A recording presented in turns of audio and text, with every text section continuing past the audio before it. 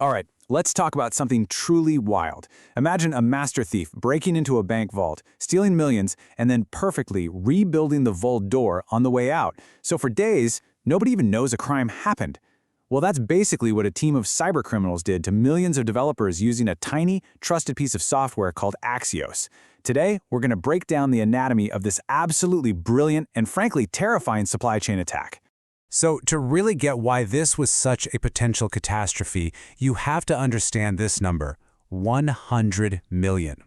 Axios, this little helper for making web requests, is downloaded over 100 million times every single week. It's a fundamental building block of the internet, running silently inside countless apps you and I use every day. Poisoning it? That's like poisoning the water supply for a whole continent. And look, this wasn't some theoretical what-if scenario. This is a quote from Andrej Karpathy. Yeah, the former head of AI at Tesla, one of the sharpest minds out there. He's openly admitting he was just a few hours away from getting completely owned by this. When the absolute top tier of the tech world is telling you they barely dodged a bullet, you know this is on a whole different level. So how in the world did they pull this off? I mean, how do you weaponize a software package that's being watched by millions of developers without a single person noticing? Let's step into the digital crime scene and see exactly how they did it. Now this is the heart of the mystery, and it's what made the attack so brilliant. All of our normal security checks, they look for changes in the source code. But the attackers here, they didn't touch a single line of the actual Axios code. It was completely clean. This let them slide right past all the automated defenses like a ghost. So if they didn't change the code, how did they get their malware in? Okay, quick sidebar for anyone who's not deep in this world. Modern software is built using something called dependencies. You can think of them like Lego bricks. Instead of building every single little piece from scratch, developers grab these pre-made blocks from a public library called NPM. It's super efficient, but it's all based on one thing, trust. You have to trust that the bricks you're grabbing aren't secretly hollowed out and filled with something nasty. And that's the trick. The attack wasn't in the Axios brick itself. It was a Trojan horse. Here's the trap in 3 simple steps. First, a developer asks for the normal, safe Axios package. But hidden in the package's instructions, the attacker snuck in a second malicious dependency. And this phantom dependency had a secret little script inside that automatically ran the very moment it was installed on a developer's computer. And this right here shows just how professional this operation was. The malware wasn't some clumsy one-size-fits-all virus. Oh no, it was a smart weapon. The first thing that little script did was check your operating system. Was it a Mac, a Linux machine, Windows? And then it delivered a custom-built payload, perfectly designed to take over that specific system. So, getting the malware onto the machine was clever.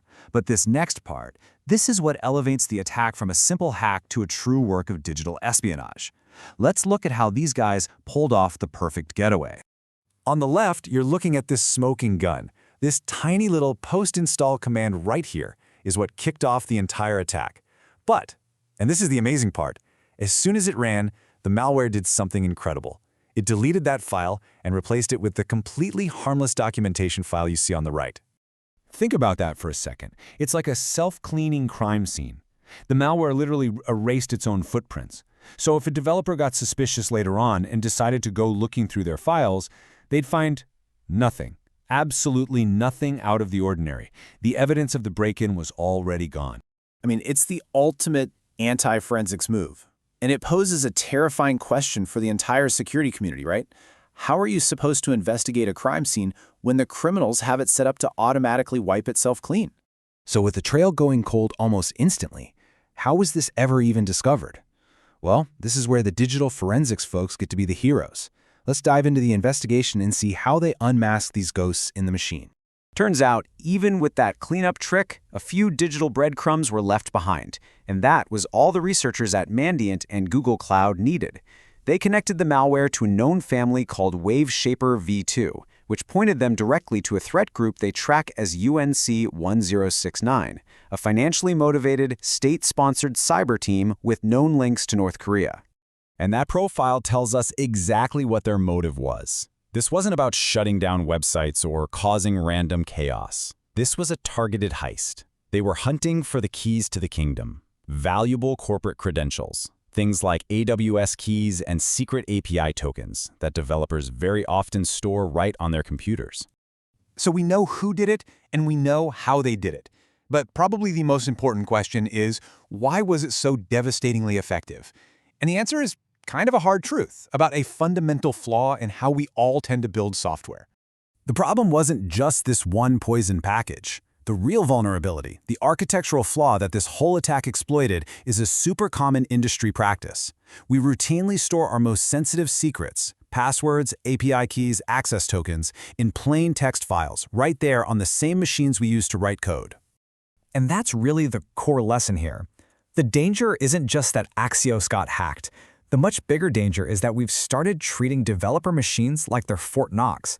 We fill them with treasure, and then we invite unvetted code from all over the internet to come on in and run with full permissions. We have unintentionally turned our laptops into the perfect target. So what can you actually do about it? Well, here's a pretty solid 4-step defense plan. First, pin your dependencies. Lock them to specific versions so malicious updates can't sneak in automatically. Second, in your automated systems, run your installations with the ignore scripts flag to block these kinds of attacks from ever running. Third, if you even suspect you've been hit, rotate every single credential. And finally, number 4, assume it's a full breach. Don't try to clean the machine, nuke it, and rebuild it from a trusted backup. Ultimately, an attack like this forces us all to ask a really fundamental question. We think of our computers as these personal vaults, right? But by putting all of our digital keys in one convenient place, a place that's constantly connected to the internet and constantly running code from strangers,